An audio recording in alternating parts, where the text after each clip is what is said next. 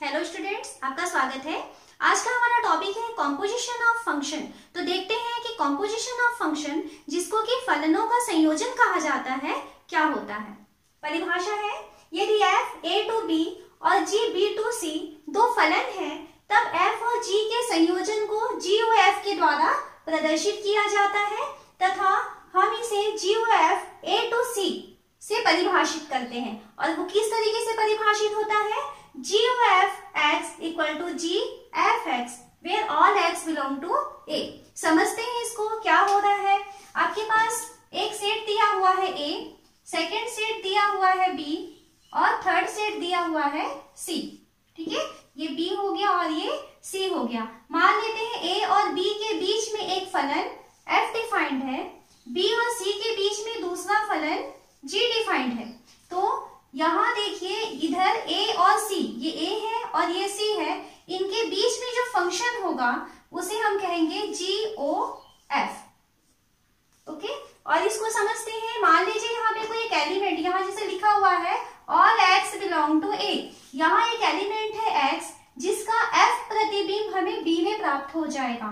तो ये x है, F फलन के कारण उसका प्रतिबिंब हमें यहाँ मिलेगा, जिसको हम कहेंगे fx। ओके, अब fx से b से c क्योंकि एक फलन है, तो fx का जो प्रतिबिंब है वो हमें c में प्राप्त होगा। किसके कारण? फलन g के कारण। तो फलन g के कारण इस fx का हमें जो प्रतिबिंब मिलेगा उसे हम कहेंगे g ऑफ fx, और यही है GOF। तो इसमें कुछ चीजें जो है वो याद रखनी है। पहली चीज देखिए, जैसे मान लीजिए हमने एक फंक्शन GOF डिफाइन किया है, तो GOF जब हम डिफाइन कर रहे हैं तो ये जो fx आया हुआ है, तो ये fx इस फलन f के लिए परिसर का काम करता है। हमने जब फलन की डेफिनेशन पढ़ा हुआ था तो हम यहाँ पे सेट A लिए थे और सेट B लिए हुए थे, और इन दोनों के बीच में हमने अगर एक फंक्शन f डिफाइन किए हुए थे तो हमने कहा था कि ये पूरा सेट A, तो पूरा सेट A जो है वो कहलाता है प्रांत, पूरा सेट B जो है फलन f के लिए कहलाता है सह प्रांत, और B के वे एलिमेंट्स जो A के एलिमेंट्स के प्रतिबिंब होते हैं, केवल उतने ही एलिमेंट्स को हम कहते हैं उसका, बाकी कुछ एलिमेंट्स बच सकते हैं। तो जितने एलिमेंट B के A के एलिमेंट्स के प्रतिबिंब बनते हैं उतने ही एलिमेंट्स को हम कहते हैं उसका रेंज। तो यहाँ देखिए, जब हम कॉम्पोजिशन ऑफ फंक्शन पढ़ रहे हैं तो x के एलिमेंट का प्रतिबिंब यहाँ पे आपको fx मिल रहा है। अब B में जो है कुछ और एलिमेंट्स हो सकते हैं, लेकिन यहाँ जो x का आपको प्रतिबिंब मिला है वो f के लिए वो रेंज का काम किया है। तो यहाँ जो पहले जो ध्यान रखने वाली बात है कि f का जो रेंज है, तो f का रेंज यानी परिसर, तो f का परिसर इस g के प्रांत से उसका उपसमुच्चय होना चाहिए। तो ये सबसेट होना चाहिए g का प्रांत। ये चीज जरूरी है याद रखना कि अगर मान लीजिए कॉम्पोजिशन ऑफ फंक्शन पढ़ रहे हैं तो यहाँ हो सकता है एक्स्ट्रा एलिमेंट्स हो भी जाएं, तो f के लिए x का जो परिसर होगा वो g के लिए क्या काम करेगा? g के लिए वो प्रांत का काम करेगा। तो प्रांत में और भी एलिमेंट्स आएंगे, तो ये सारे एलिमेंट्स के यहाँ पे आपको इमेज मिलने चाहिए। मतलब जब हम फंक्शन g डिफाइन कर रहे हैं तब उस कंडीशन में b फंक्शन g के लिए प्रांत बन जाएगा। और हम जानते हैं कि अगर कोई हमने फलन डिफाइन किया है तो प्रांत का कोई एलिमेंट बचना नहीं चाहिए। तो उस कंडीशन में यहाँ पे सारे एलिमेंट्स के आपको C में इमेज मिल जाएंगे। लेकिन जो याद रखने वाली चीज है, F का परिसर सबसेट होता है G के प्रांत के। ये पहली चीज है, हमें याद रखना है। और सेकेंड चीज, जो हमने फंक्शन GOF डिफाइन किया है, तो इस GOF का प्रांत क्या होगा? तो इसका जो प्रांत है देखिए, ये GOF किस में डिफाइंड हो रहा है? A से C में डिफाइंड हो रहा है। तो A से C में डिफाइंड हो रहा है, इसलिए GOF का प्रांत वास्तव में सेट A बनेगा। तो GOF का प्रांत सेट A है, यानी हम इसे कह सकते हैं कि वो F का प्रांत है। और थर्ड चीज, जो GOF का सह प्रांत है वो वास्तव में G का सह प्रांत है। तो हम लिखेंगे GOF का सह प्रांत इक्वल टू G का सहप्रांत। तो कॉम्पोजिशन ऑफ फंक्शन को जानने से पहले आपको फंक्शन की डेफिनेशन अच्छे से याद होनी चाहिए। पिछले वीडियो में हम सीख चुके हैं कि फंक्शन क्या होता है। तो फंक्शन के लिए देखिए यहाँ पे हम एक एग्जांपल दिए हुए हैं कि अगर कोई फंक्शन है तो फंक्शन में हमने कहा था कि a का प्रत्येक अवयव b के अद्वितीय अवयव से प्रतिबिंबित होना चाहिए। तो a का प्रत्येक अवयव यानी a में नहीं छूटेगा और b के अद्वितीय अवयव का मतलब कि b में अगर किसी एलिमेंट्स के साथ उसका रिलेशन है तो b के ही दूसरे एलिमेंट्स के साथ उसका रिलेशन नहीं होगा। ये फंक्शन की डेफिनेशन थी। और उसका जो सहप्रांत था, सहप्रांत से जो उसका परिसर होता है वो उसका सबसेट होता है। ये हमने फंक्शन में पढ़ा हुआ था। अब कॉम्पोजिशन ऑफ फंक्शन हम कह रहे हैं, तो कॉम्पोजिशन ऑफ फंक्शन क्या हो रहा है, एक फंक्शन ही है लेकिन कैसा है, वो एक फंक्शन f हुआ, सेकंड फंक्शन g हुआ। तो अगर f a से b में फंक्शन है, g b से c में फंक्शन है, तो कॉम्पोजिशन ऑफ फंक्शन GOF, यहाँ ध्यान रखना ये FOG नहीं है, GOF पढ़ा जाएगा, ठीक है। तो कॉम्पोजिशन फंक्शन GOF क्या होगा, A से C में एक फलन है, ओके। और कैसा फलन है कि उसका प्रांत A है, उसका सहप्रांत C है, ठीक है। और उसका जो परिसर होगा, तो यहाँ पर इसके जो परिसर बनेंगे तो ये इसका परिसर सहप्रांत का वो सबसेट हो जाएगा। तो ये याद रखेंगे। अब हमने देखा कि GOF, अब हम इसी में FOG क्या होता है उसको भी समझ लेते हैं। यहाँ हम देखते हैं हमारे पास तीन सेट दिए हुए हैं, सेट A है, सेट B और सेट C। सेट A और सेट B के बीच में एक हमने फंक्शन डिफाइन किया हुआ है G, और सेट B और सेट C के बीच में हमने एक फंक्शन डिफाइन किया हुआ है F। तो सेट A और सेट C के बीच में जो फंक्शन होगा वो होगा FOG। क्या रीजन है, देखिए उसको कैसे लिखते हैं। यहाँ पे हमने x अगर लिया हुआ है तो उसका g इमेज हमें b में मिलेगा, तो यहाँ हमें मिल जाएगा gx। अब gx की वैल्यू को यदि हम y कहें तो इस y का इमेज हमें मिलेगा c में, तो यहाँ पे हमें मिल जाएगा fy, या fy को हम लिख सकते हैं fy की जगह हम लिखेंगे gx। तो इस तरीके से देखिए ये f और g दिख रहा है, मतलब हम इसे कहते हैं FOG, ठीक है। तो अभी इसे याद रखने में आपको थोड़ा लग रहा होगा कि उल्टा है, ये G लिखा है और ये F लिखा है, लेकिन हम उसे लिखते हैं FOG। सेकंड जो अभी हम देखे हुए थे क्या था, ये आपके पास एक सेट है A, सेकंड सेट है B और थर्ड सेट है C। अगर मान लीजिए A और B के बीच में F डिफाइंड है, B और C के बीच में अगर G डिफाइंड है, तब उस कंडीशन में A और C के बीच में जो डिफाइंड होगा फंक्शन वो होता है GOF। इसे हम GOF कहेंगे। G जो बाद में आता है उसे हम पहले लिखते हैं, ये GOF ऐसा डिफाइंड होता है। और यहाँ पे G और F था तो इनका जो कॉम्पोजिशन होता है वो FOG होता है। और कभी भी GOF और FOG ये दोनों इक्वल नहीं होते हैं, ये आप लोग याद रखेंगे। GOF और FOG जो है वो आपस में बराबर नहीं होते, दोनों अलग अलग फंक्शन है। एक क्वेश्चन लेते हैं, माना f 2 3 4 5 2 3 4 5 9 ये दो सेट हैं, पहला सेट ये है और ये दूसरा सेट है। इन दोनों सेट के बीच में एक फंक्शन f डिफाइंड है, सेकंड फंक्शन g 3 4 5 9 इस सेट से 7 11 15 ये सेकंड सेट, इन दोनों के बीच में एक दूसरा फंक्शन g डिफाइंड है। और इस तरीके से है कि f2 की वैल्यू 3 है, f3 की वैल्यू 4, f4 और f5 की वैल्यू 5 दिया हुआ है, और g के लिए g3 और g4 की वैल्यू 7, g5 और g9 की वैल्यू 11 है। तो आप g और f की वैल्यू को फाइंड करो, ये क्वेश्चन दिया हुआ है। तो सबसे पहले हमें ये कॉम्पोजिशन ऑफ फंक्शन है या नहीं है ये पता लगाने के लिए यहाँ देखिए, जब हम g और f ले रहे हैं तो g और f ले रहे हैं तो जो उसकी शर्त है तो ये है कि जो f का परिसर ये होना चाहिए सबसेट ऑफ g का प्रांत। अगर ऐसा है तभी कॉम्पोजिशन ऑफ फंक्शन जो है वो पॉसिबल हो सकता है। तो अगर f का परिसर g के प्रांत का सबसेट हो जाता है तब हम कहेंगे कि ये पॉसिबल है, और उस कंडीशन में हम उसे सॉल्व करेंगे। तो यहाँ देखिए, अगर हम इसे डायग्राम से समझना चाहें तो यहाँ एक सेट है जिसके एलिमेंट्स हैं 2 3 4 और 5, और सेकंड सेट दिया हुआ है 3 4 5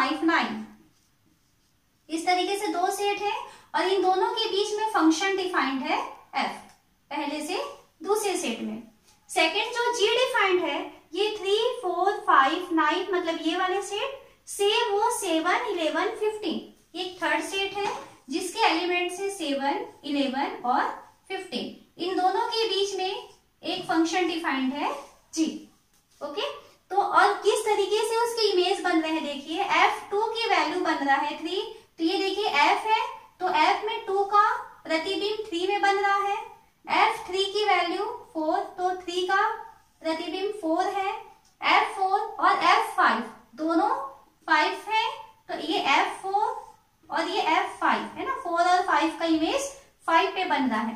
तो ये फंक्शन f के कारण बना। फंक्शन g के कारण g3 और g4 की वैल्यू 7 दिया है, तो ये देखो 3 और 4, तो 3 और 4 का g इमेज हमको 7 पे मिल रहा है। g5 और g9 दोनों इक्वल है और दोनों 11 के बराबर है, तो g5 और g9 दोनों 11 के इक्वल है। तो अब देखिए, हमें अगर मान लीजिए कॉम्पोजिशन ऑफ फंक्शन के बारे में बात करता है तो पहला चीज जो शर्त है पॉसिबल होने के लिए कि f का परिसर सबसेट होना चाहिए g के प्रांत के। तो हम इस फंक्शन f को देखते हैं, तो इस f में ये पूरा सेट तो उसका प्रांत है ना, इसका डोमेन होता है।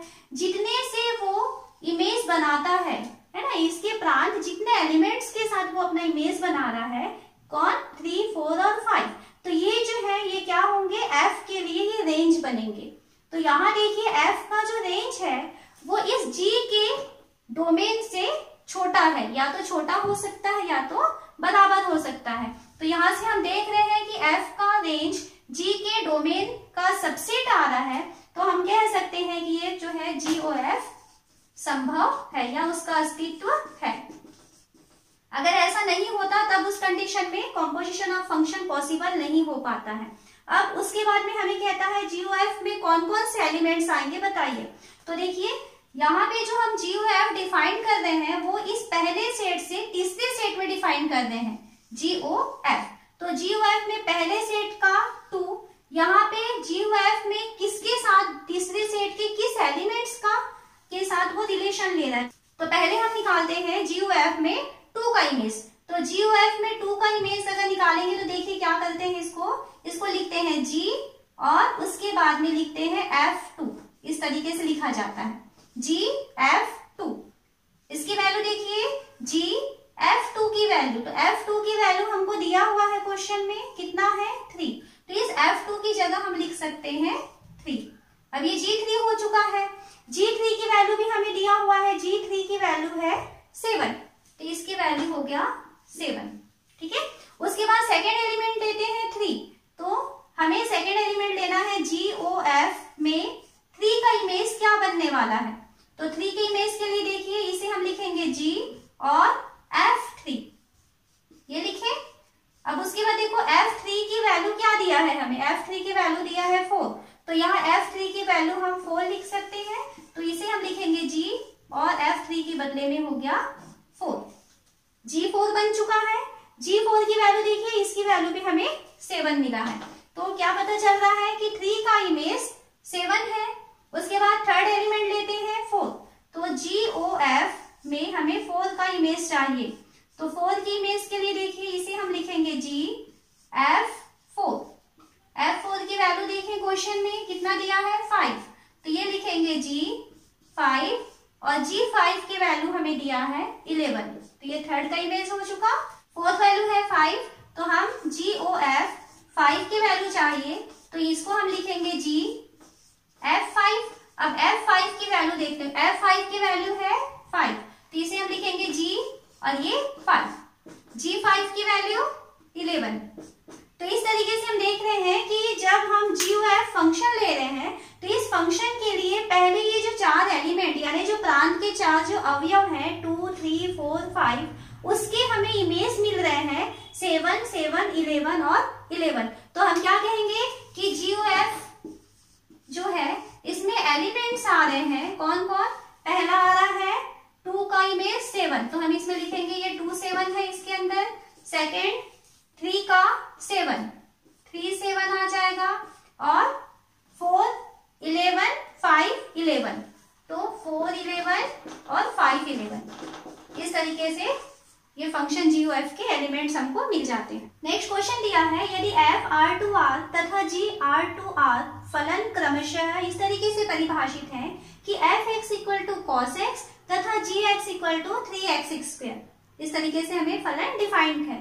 तो हमें जी ओ एफ और एफ ओ जी की वैल्यू पूछ रहा है। तो देखिए जी ओ एफ कैसे निकालेंगे, तो जी ओ एफ लिखेंगे x, इसकी वैल्यू चाहिए तो हम इसे लिख सकते हैं जी एफ एक्स, इस तरीके से हम इसे लिख सकते हैं। जी ओ एफ एक्स है उसे जी एफ एक्स लिखेंगे।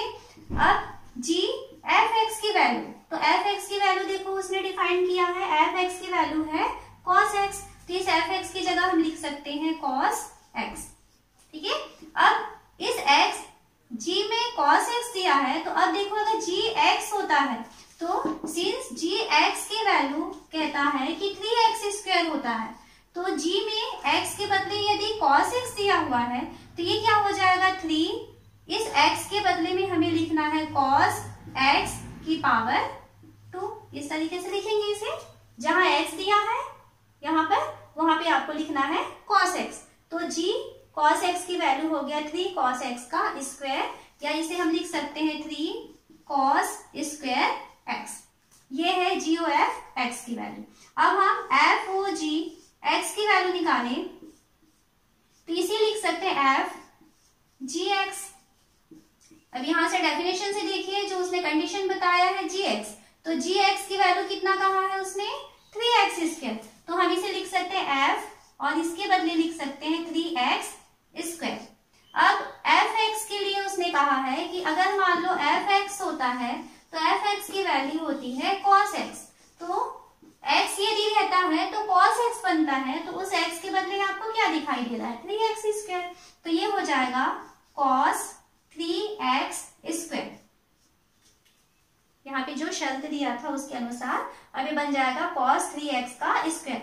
अब यहाँ जब हम जी ओ एफ लिख रहे हैं तब उसकी वैल्यू आ रही है 3 cos स्क्वायर x, और जबकि एफ ओ जी लिख रहे हैं तब बन रहा है cos 3x का स्क्वायर। तो ये दोनों वैल्यूज देखिए, दोनों वैल्यूज अलग अलग हैं, तो हम यहाँ कह सकते हैं कि जी ओ एफ और एफ ओ जी ये दोनों इक्वल नहीं है। ठीक है, अब एक और क्वेश्चन लेते हैं हम। नेक्स्ट दिया हुआ है कि एफ एक्स की वैल्यू 8x क्यूब है और जी एक्स की वैल्यू x की पावर 1/3 दिया हुआ है, तब हमें कहता है कि अब जी ओ एफ और एफ ओ जी की वैल्यू निकालिए। तो देखिए यहाँ पे जैसे हम अभी जी ओ एफ निकालना चाहते हैं, तो जी ओ एफ एक्स इसकी वैल्यू चाहिए, तो हम इसे लिखेंगे जी एफ एक्स इस तरीके से। ओके, तो ये हो गया जी। अब हमें एफ एक्स की वैल्यू चाहिए, तो एफ एक्स की वैल्यू देखिए क्या हो रहा है 8x क्यूब, तो यहाँ लिख सकते हैं हम 8x क्यूब। ठीक है, अब इस 8x क्यूब को यदि हम एक वैल्यू माने y, मान लेते हैं कि y की वैल्यू 8x क्यूब है, तो ये चेंज हो चुका है gy में, और हम क्या जानते हैं कि gx की वैल्यू x की पावर 1/3 होता है, तो gy की वैल्यू क्या हो जाएगा y की पावर 1/3। y की वैल्यू वापस रख दो, तो y का मान क्या माने हुए हैं हम 8x क्यूब की पावर 1/3। अब इसे हम सॉल्व करें तो ये है 8 की पावर 1/3 ये बन जाएगा, और x की पावर 3 की पावर 1/3, तो वो देखो 8 की पावर 1/3 यानी कि 2, और ये दोनों कैंसिल होकर के x, तो हमें मिल रहा है क्या जी ओ एफ x की वैल्यू मिल रहा है 2x। ठीक है, अब हम एफ ओ जी निकालें, तो एफ ओ जी x की वैल्यू निकालना चाहते हैं, तो एफ जी एक्स ये लिखेंगे इक्वल टू, अब एफ जी एक्स की वैल्यू लिखे, तो जी एक्स की वैल्यू देखिए कितना है x की पावर 1/3, तो ये लिख दिए। अब अगर मान लीजिए हम इसको y मानते हैं, तो एफ y की वैल्यू क्या होगी, तो देखो एफ x की वैल्यू होती है 8x की पावर 3, तो यहाँ पर हो जाएगा ये 8, और x के बदले में हमें लिखना है x की पावर 1/3 और इसकी पावर 3, ये हो गया इक्वल टू 8 x की पावर 3 1/3 और पावर 3, तो ये दोनों कैंसिल हो जाएंगे, तो क्या बचेगा x, तो अब हमें क्या मिल रहा है कि अगर हम एफ ओ जी ले रहे हैं तो एफ ओ जी की वैल्यू 8x आ रहा है, और जब हम जी ओ एफ लेते हैं तो जी ओ एफ की वैल्यू 2x आता है। तो यहाँ से भी हम देख सकते हैं कि F O G is not equal to G O F. अगला क्वेश्चन देखिए। क्वेश्चन दिया है कि यदि एफ आर टू आर एक फंक्शन डिफाइंड है और इस तरीके से कि एफ एक्स की वैल्यू है X square minus 3x plus 2, तो हमें कहता है कि अब एफ ऑफ एफ एक्स की वैल्यू निकालिए। तो यहाँ देखिए हमें निकालना है एफ ऑफ एफ एक्स, इसकी वैल्यू चाहिए, तो हम इसे लिख सकते हैं एफ, और अंदर जो एफ एक्स दिया हुआ है तो एफ एक्स की वैल्यू उसने बताया हुआ है कितना, x square minus 3x plus 2। Okay, अब अगर मान लीजिए हम इस पूरे x square minus 3x minus 2 को y मान लें, तो हम मान लेते हैं x square minus 3x plus 2 की वैल्यू अगर हम y कहें तो हमारा ये चेंज हो चुका है एफ वाई के फॉर्म में। ठीक है, तो अब एफ एक्स के लिए फॉर्मूला ये दिया है, तो एफ वाई की वैल्यू हम लिख सकते हैं, एक्स की जगह y हो जाएगा Y square minus 3y plus 2। Value रख दे वापस y की, तो y की वैल्यू है X square minus 3x plus 2, ये y की जगह रखे हैं, और फिर है इसका स्क्वायर, तो स्क्वायर लगा दिए, फिर माइनस 3y, तो 3 और y की जगह फिर से y की वैल्यू रख देते हैं x square minus 3x plus 2, ये खत्म हो गया, फिर प्लस 2, तो प्लस 2 हम यहाँ पे लिख दिए। अब इक्वल टू यहाँ पे देखिए ये जो है एक फॉर्मूला है स्क्वायर के फॉर्म में है, तो एक फॉर्मूला होता है a plus B plus C का होल स्क्वायर इक्वल टू होता है a square plus B square plus C square plus 2ab plus 2bc plus 2ca, ये फॉर्मूला है। ठीक है, तो यहाँ पे ये देखिए a b c whole square के फॉर्म में आया है, तो इस फॉर्मूले से हम यहाँ पे इसको सॉल्व कर सकते हैं। तो ये हो जाएगा x की power 4 plus 9x square plus 4, यहां से हुआ, और minus 6x cube minus 12x और प्लस 4x स्क्वायर, यहां से हम इसको सॉल्व किए हैं।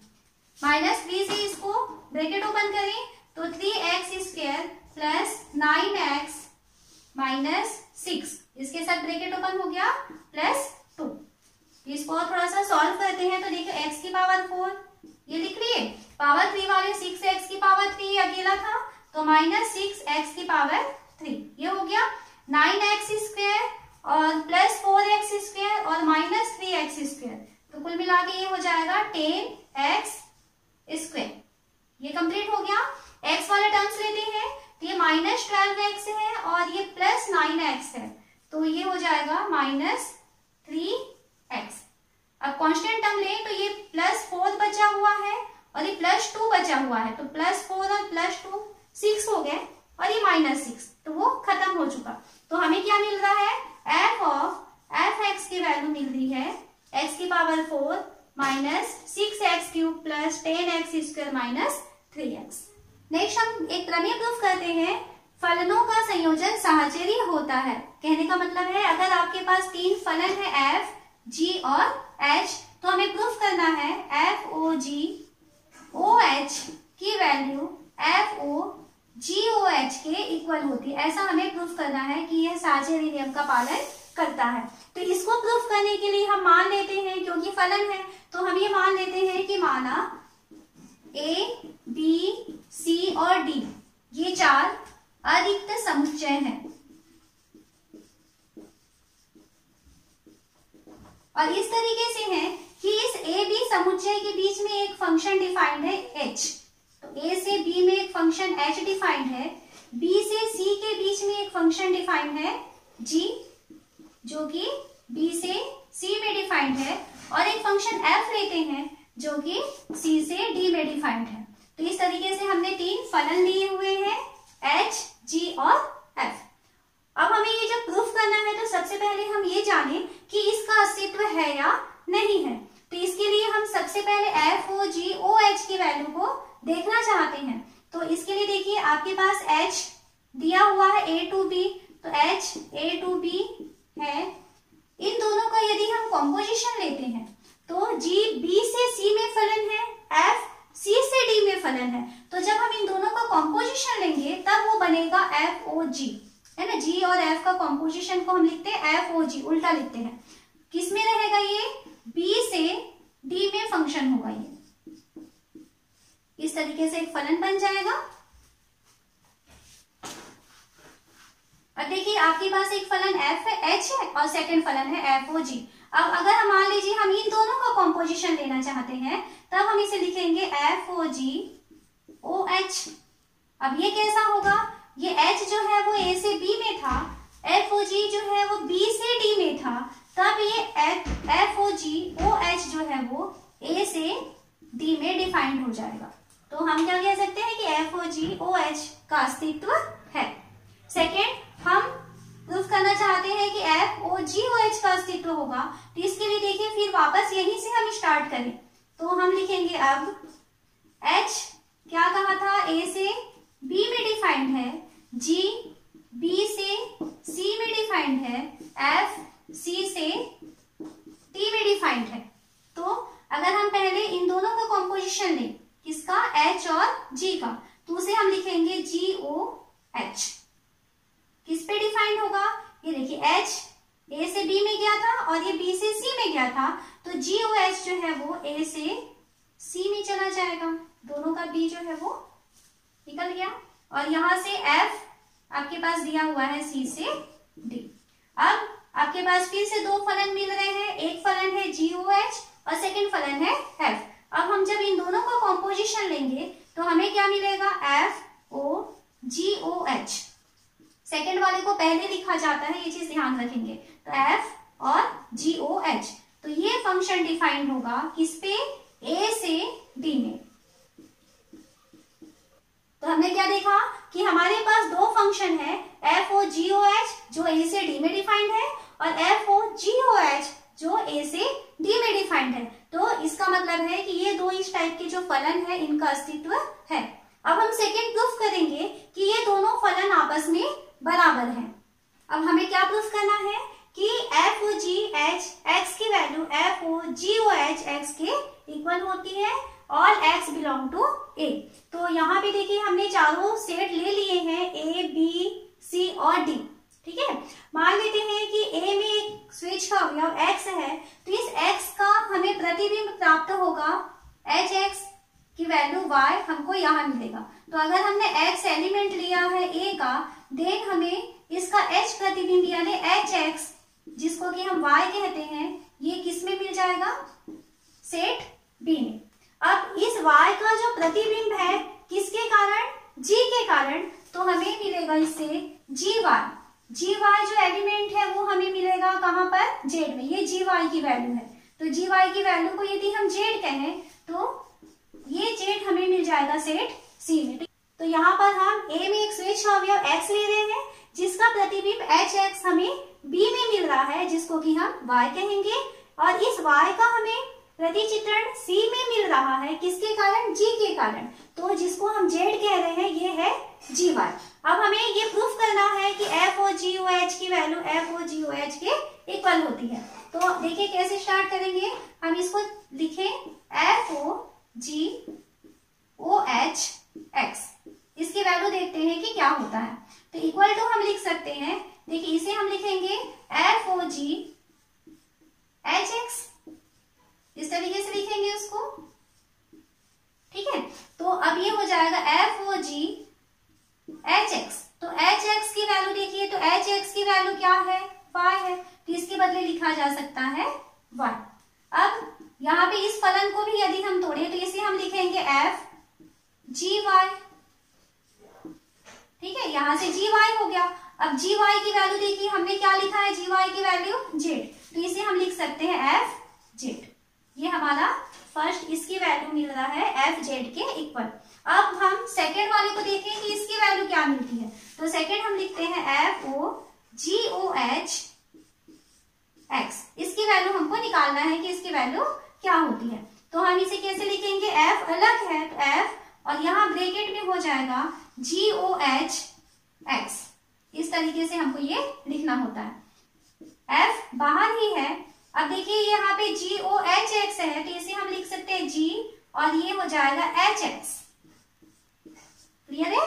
अब ये जो HX है इसकी वैल्यू हम रखें तो ये हो जाएगा F G और इस HX के बदले हम लिख सकते हैं Y, तो ये GY बन गया और GY की वैल्यू किसके बराबर है? Z के बराबर है, तो इसकी वैल्यू हो गई FZ। तो इस प्रकार से हम क्या देख रहे हैं कि अगर हम FOGOHX लें तो वो भी FZ के इक्वल है, और सेकेंड यदि हम FOGOHX लें तो उसकी वैल्यू भी FZ के इक्वल है। तो क्या हो रहा है, ये दोनों आपस में बराबर है, यानी कि ये जो फंक्शन का संयोजन होता है वो साहचर्य नियम का पालन करता है। अगला थ्योरम दिया हुआ है, यदि f a to b तथा g b to c एकैकी और आच्छादक फलन है तो प्रूफ करना है कि GOF जो a से c में डिफाइंड है वो भी एकैकी और आच्छादक होगा। तो सबसे पहले इसका डायग्राम देखते हैं कि है क्या चीज। यहाँ पे 3 सेट दिए हुए हैं, ये A है, ये सेकंड सेट दिया हुआ है B और मान लीजिए थर्ड सेट दिया हुआ है C। तो यहाँ कहता है कि F जो है वो A से B में डिफाइंड है, तो यहाँ पे एक हम फंक्शन लेते हैं F जो A से B में गया, सेकंड सेट फंक्शन लेते हैं G जो कि B से C में डिफाइंड है। तो इन दोनों का जो कॉम्पोजिशन होगा जिसको कि हम कहेंगे GOF, इस तरीके से होगा वो GOF जो किस पे डिफाइंड होगा? A से C में डिफाइंड होगा। तो क्वेश्चन कहता है कि अगर मान लीजिए F एकैकी और आच्छादक है, G भी एकैकी और आच्छादक है, तो GOF भी एकैकी और आच्छादक होगा। तो सबसे पहले हम इसे अगर एकैकी प्रूफ करना चाहते हैं तो एकैकी प्रूफ करने के लिए हमें पता है नियम। अगर मान लीजिए किसी फंक्शन को आपको एकैकी प्रूफ करना है तो आप मान लीजिए कि उसके 2 इमेज इक्वल है, और 2 इमेज यदि इक्वल है और वहां से हम उसको प्रूफ करते हुए चले और ये बता दें कि दोनों के पूर्व प्रतिबिंब भी अगर आपस में बराबर मिल जाते हैं तब वो फंक्शन एकैकी हो जाता है। तो इसके लिए हम मान लेते हैं कि माना इस A सेट में 2 स्वेच्छ अवयव लिए हैं x1 और x2, कहाँ पे? सेट A में, और हम कहते हैं कि माना GOF x1 की वैल्यू और GOF x2 की वैल्यू आपस में बराबर है। ये 2 इमेज लिए हैं GOF फंक्शन के जो हमें C में मिलने वाले हैं। हम ये मान लेते हैं कि यहाँ के 2 इमेज आपस में बराबर है, तो क्या हो जाएगा ये? इसे हम लिख सकते हैं G और fx1 इक्वल हो जाएगा G और इसे लिख सकते हैं fx2। ओके, अब देखिए यहाँ पे G फंक्शन है, हमें क्या दिया है कि फंक्शन G कैसा है? एकैकी और आच्छादक है। तो फंक्शन G अगर एकैकी है तो इसका मतलब है कि यहाँ पे G ऑफ fx1 और G ऑफ fx2, ये यहाँ पे fx1 और fx2 ये जो 2 एलिमेंट्स हैं ये दोनों भी आपस में बराबर हो जाएंगे।